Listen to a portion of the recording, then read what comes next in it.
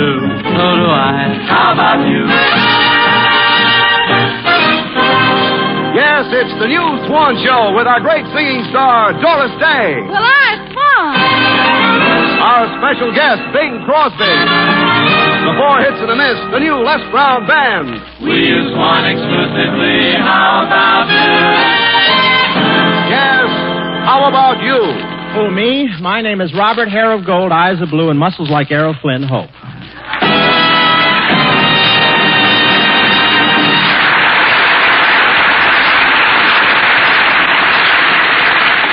And now, Bob Hope's Swan's Eye View of the News.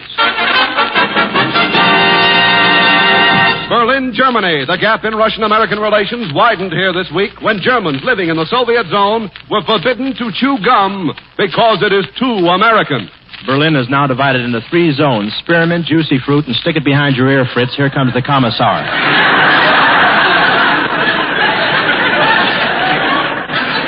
After the law was passed against gum chewing, they arrested one German because his jaws were moving. Policeman said, "You were either chewing gum, talking, or eating." The man said, "I was only breathing." Policeman said, "Let me see your permit." Gee, imagine if they abolished gum chewing here in America. We'd be in an awful fix. What would hold the theater seats together? I owe a lot of wonderful memories to gum chewing. I used to chew it as a kid, and my girlfriend used to chew it, too.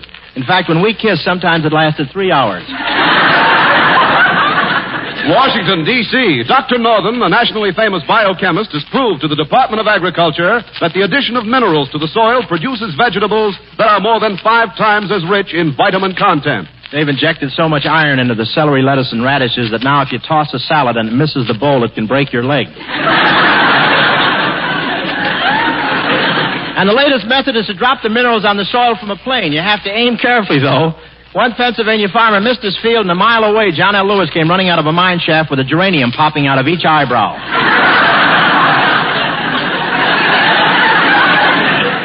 That'd be better on television, wouldn't it? All those vitamins in the soil are affecting the earthworms, too. I went fishing and put one on a hook, and the first thing I knew, the worm got a stranglehold on a trout, flipped him up in the bank, yelling, "Hey, look at me, I'm Gorgeous George." New York, New York. Generals, politicians, entertainers, and secretaries all hit the literary jackpot as this week found their books topping the bestseller lists. Everybody's writing a book about their experiences except Artie Shaw. He's still doing research.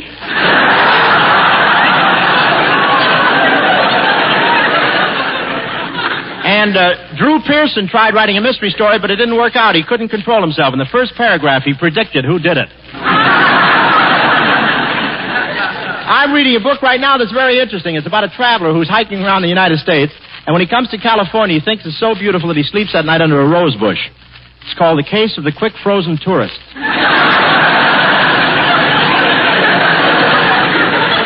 Los Angeles, California, one of the largest crowds in football history, this Saturday jammed the Coliseum to see the University of Southern California score the major football upset of the year by holding Notre Dame to a 14-14 tie. I've never seen such a crowd in the Coliseum. The stands filled to capacity, and some of the fans even more so. There were 100,000 people at the game, including me. People were sitting so close together that when I got up, I was wearing a blanket, 3 fraternity pins, open-toed gold sandals, and a...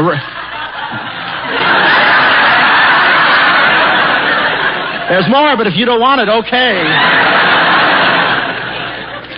Open-toed gold sandals and a raccoon coat with a student still in it.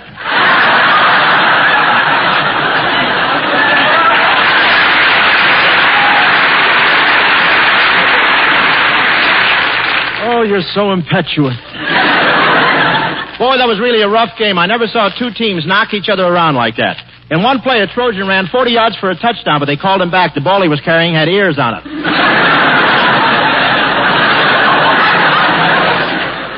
Polytech University. Professor Capstaff, noted psychiatrist, made the statement that his experiments have proven that inanimate objects can think. Hi.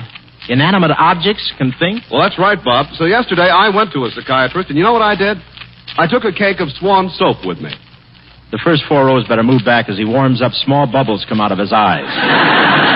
Well, Sir Bob, the psychiatrist put that cake of Swan on his couch and asked what was troubling it. And that little cake of Swan looked up at him and said, "Well, nothing's troubling me. I'm happy. I'm happy because I'm the newer, better white floating soap. I'm wonderful in the bath. I don't leave you with a taut, soapy feeling because I rinse away so completely and leave your skin soft and smooth. I know. I use it on my hands, and they're getting so soft my fingers look like 5 peeled bananas.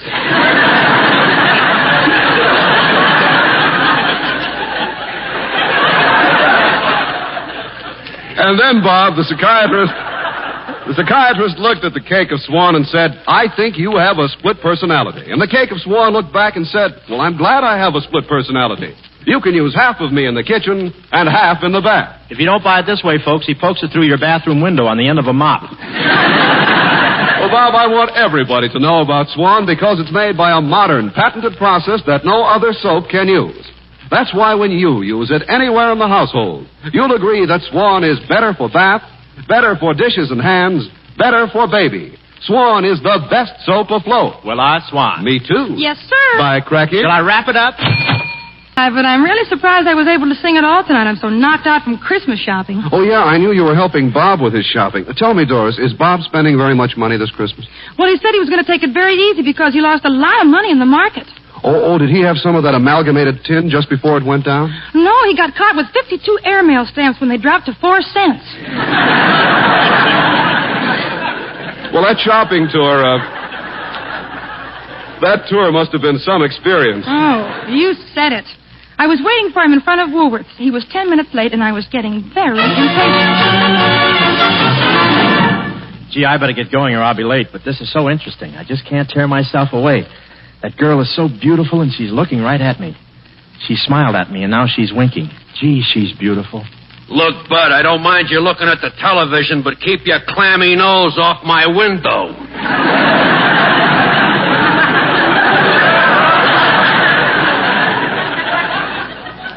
I didn't have my nose against your window. You did, too. And look at those 2 spots you made with your eyeballs. I'm sorry. Okay. Now take your stool and your little bag of popcorn and go home.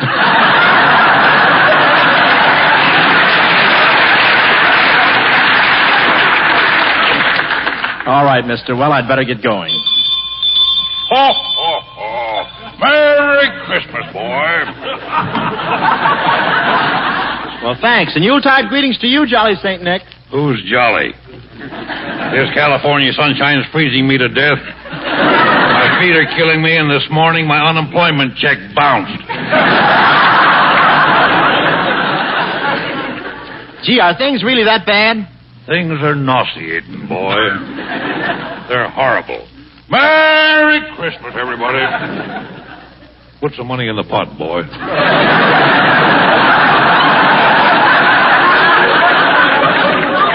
Well, wait a second, Santa. Who does this money go to? Well, it's for a very good cause. It's for the undernourished and downtrodden Eskimos of Upper Glendale.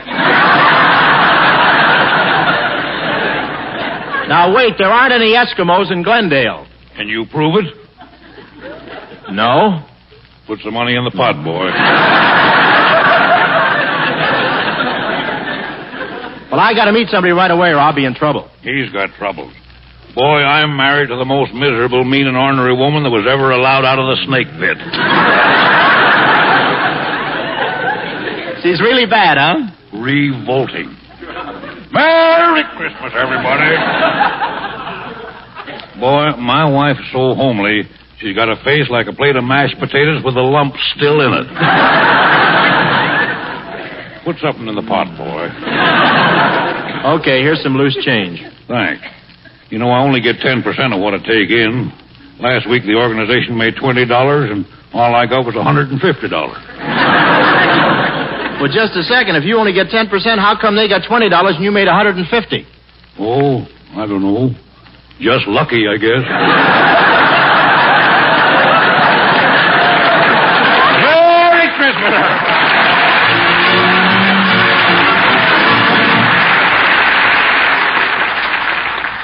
Oh, I'm sorry I kept you waiting, Doris, but here I am. Oh, that's all right, Bob, but you better give me your Christmas list so that we can get started now. I don't know which present to buy first. Well, you should always buy the first gift for the person you love the best. But, Doris, I've got everything.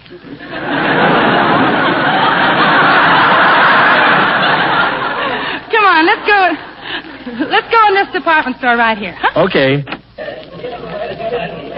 Oh, Bob, about the present you're going to buy for me. Oh, there's a friend of mine over there. Hello, Mort.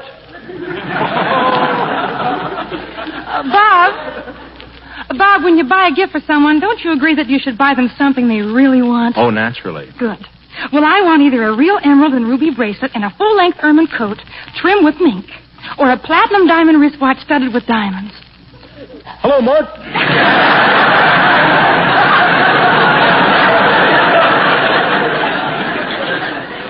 Okay, let's look at your list now. The first name you have is Crosby, and right next to Crosby's name you've written $2.25. Is that what you're going to spend? That's plenty. Last year I wanted a motorcycle to ride around Paramount Studios with, and I hinted it to Crosby. I must have told him 50 times that I wanted a motorcycle, and then came Christmas. What did he give you? An oil can and a road map. Well, look, Bob, I have a wonderful idea. You give me your money because I know much more about shopping than you do, and I can save you an awful lot. Okay, here's my wallet. Oh, there's something that would be nice for Bing. A set of matched golf clubs. Oh, wait a second. Oh, Clerk, how much are those golf clubs? $190. Hello, Mort.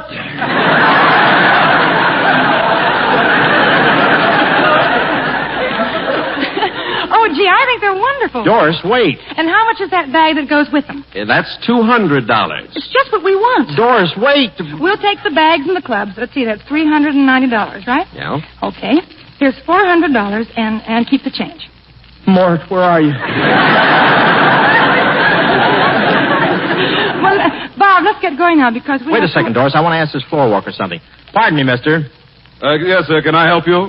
Hey, look. It's High Everback. Yeah, get a load of him in a cutaway coat and striped trousers wearing a gardenia. All floor walkers wear gardenias. In their hair?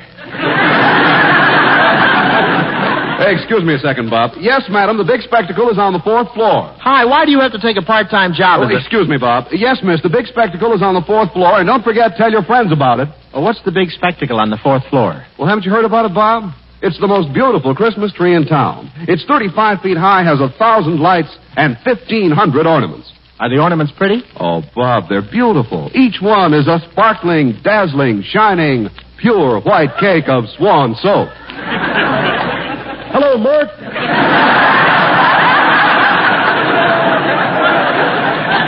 Yes, Bob, and how those women flock around the tree when they see all that swan, because they know that pure, gentle swan is better for dishes, because the faster, harder-working suds rinse away so completely the dishes never need wiping. Now, you've got to see that tree, Bob. You'll never guess what the ornament is up on the top of it. Oh, yes, I will. Well, what is it? The Lever Brothers on a stick. Well, really, the reason Swan is so popular is because it's made by a modern, patented process no other soap can use. A process that makes Swan as mild as the finest Castile. Swan's richer, gentle suds protect your hands and leave them soft and smooth.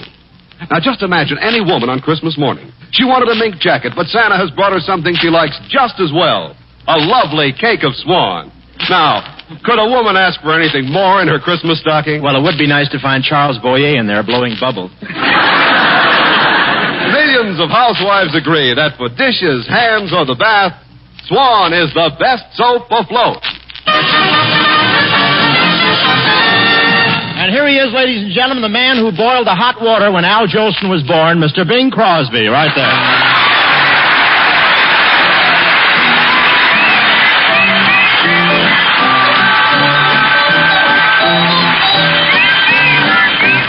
A little bird told me that you love me. That you love me. And I believe that you do. That little bird also told me I was falling. You're falling for no one but you. There's no use denying, I might as well confess. Of all the girls I know, dear, I'm sure I love you best. A little bird told me we'll be happy. Gonna be happy. And we believe that it's true.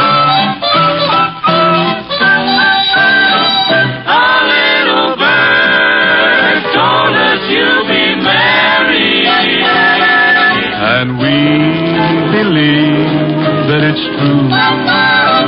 This little bird told us when you marry,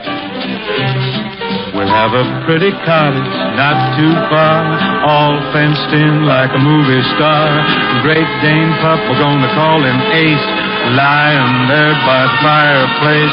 A goldfish pond and a wishing well. Everything is gonna turn out swell. A little bird told us you'll be happy. And we believe that it's true. And now we know that it's true. It's true, it's bound to come true. Love that little lovebird.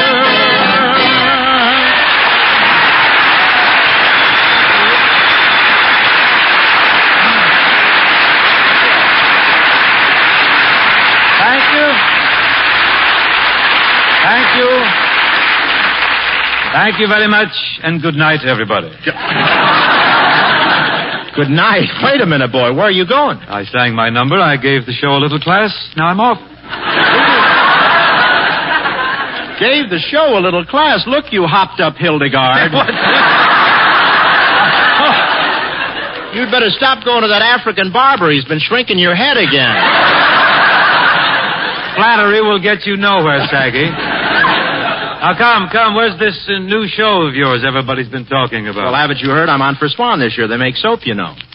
Yeah? It's too bad it's not something you use.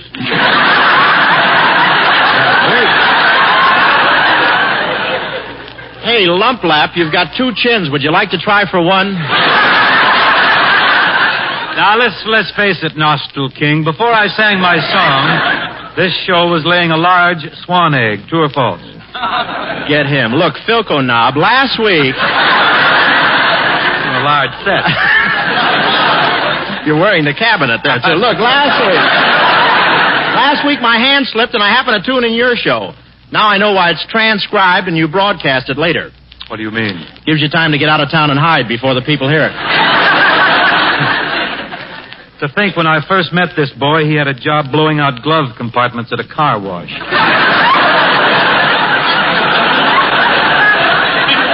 Steady, couch pouch. Now look, ratchet head, if I'm to...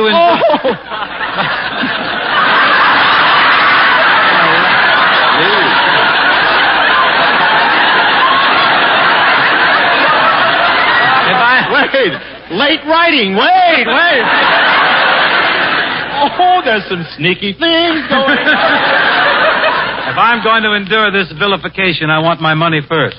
Shall I explain vilification before we go on? He'll understand it around Gonzaga anyway. How about that? He's been on the show for 3 minutes and he's worried about the loot. Bing, what are you knocking yourself out for? After all, you know you can't take it with you. I know, so I'm sending my brother Everett on ahead to open up a charge account for me. I'm ready. Bing, there's something that's always bothered me. When you send in your income tax, how do you get that mattress in the mailbox? Easy, bog brain. I never have any trouble with my taxes. Why, I'd give President Truman the shirt off my back. I know. I saw pictures of him wearing it in Key West.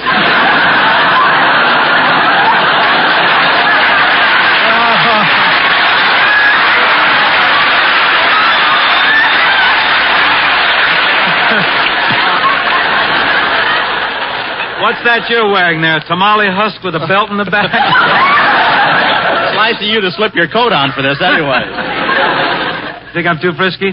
Say, don't care for that, huh? I guess not.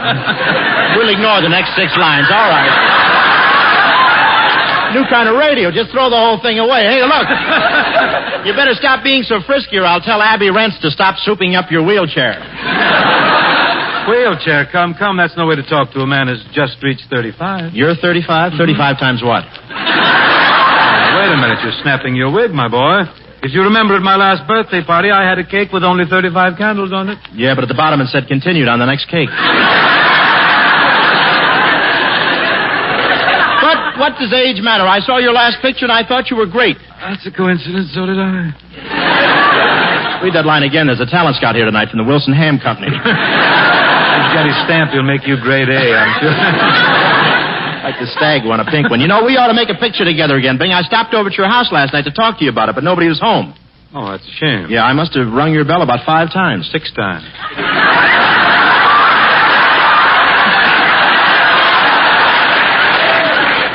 Oh, so it was you up in the window with the hot oil, huh? Look, Vigor, old boy, you're just jealous because I made the pale face without you. Me jealous of Bob Hope? Mm-hmm. I have so much more than Ho's nose. Why should I fight it? Tell me, Bob, I get to laugh without even reading it. I love that. How'd you feel having Jane Russell opposite you instead of me in that picture? How would anyone feel switching to filet mignon after a diet of hog's livers? Hold it, swivel snout, hold it. But really, Bing, we always have so much fun making pictures together. People seem to like them. They do well at the box office. How come we haven't worked together lately? Oh, I don't know. Just lucky, I guess. I don't know how to break this to you, kid, but on the screen, you sort of cramp my style. What do you mean? Well, for my money, you don't look too good. With your money, nobody has to look too good. Excuse me, Bing. I didn't mean to raise my voice. That's all right. You're sure I didn't blow your hearing aid? I'm tuned into We the People. I'm on a two-party line. Besides, kid, I like to do a lot of singing in my pictures, and with you around, it's just singing? Mm-hmm. I didn't want to say anything, but when you sang your song before, you sounded like Jessica with her net dragging. Why don't you give up? Give up? Singing is my life, Robert. It is, huh? Of course, I've been lucky. There's the radio and the records and the jukeboxes, but I dare say I'd have been a singer 200 years ago. Weren't you? I ignore that and repeat, Bob, that 200 years ago I still could have made a living with my pipes. Are you kidding? I suppose composers like Mozart and Beethoven would have been writing songs for you. Not wholly impossible. I can see myself asking Ludwig von Beethoven to knock out a little ditty for me. Almost sounds as if we're going into a sketch. Could be.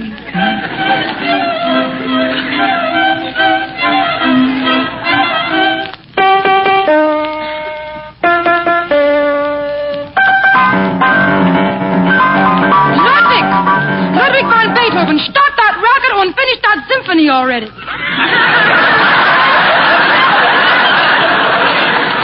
Ach, der Lieber.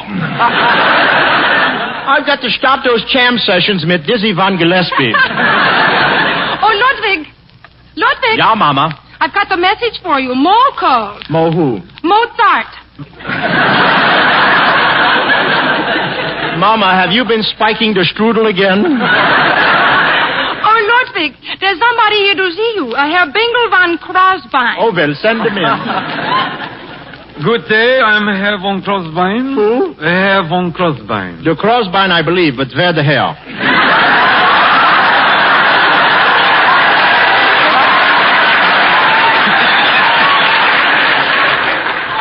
Say, tell me, is that your nose or are you eating a sausage there? What can I do for you? Well, I'm a singer. A broken down schnook like you is a singer?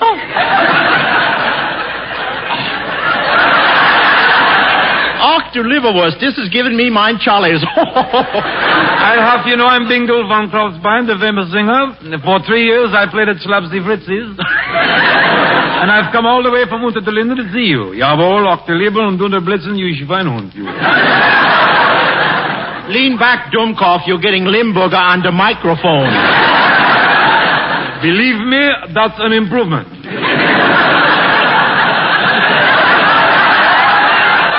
Look, Beethoven, I got a deal for you. You're a composer, I'm a singer. All right, let's try a song together. Good. We try a song together. You know, Crosby, I dedicated this composition to that wonderful restaurant that used to be on Oberhauser Street. Oh, yeah, you mean that delicatessen place where they had those king-size pigs' feet? Yeah. Heine worked behind the bar and he had a big red nose. Mo would make the Wiener Schnitzel and the sauerkraut with the minis in the middle. What a wonderful place was Heine's and more.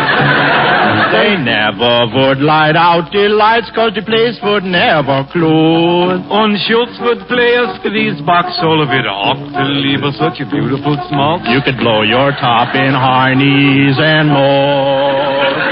Ach, wie was the gay blades in those days, eh, mein Herr? Yeah, I remember we belonged to the Wilhelmstraßen Pickled Herring and Necking Society. Sometimes we got around with a pickled herring. You fracture me, Crosby. Oh, you stinker, you. Stunker. Has your nose always been like that, or did you have that ballpoint put on it there? What is it?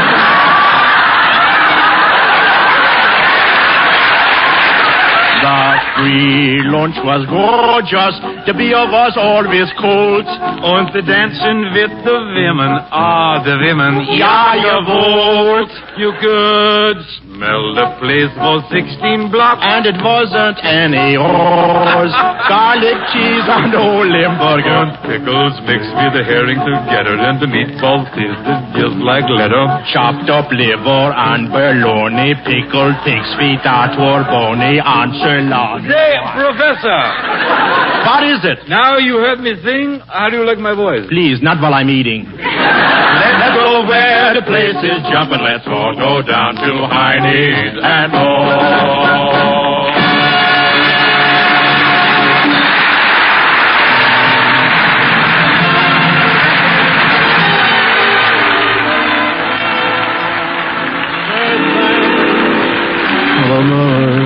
I want to thank Bing Crosby for being with us tonight. Ladies and gentlemen, we're making plans for next Tuesday's show, and we'd like your advice.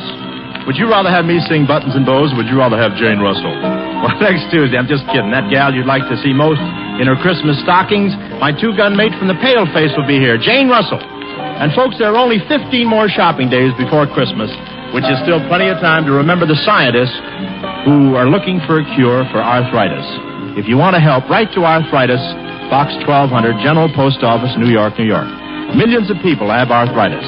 Millions of dollars are needed. So don't forget the address. Arthritis, Box 1200, General Post Office, New York, New York. Thanks, and good night, everybody.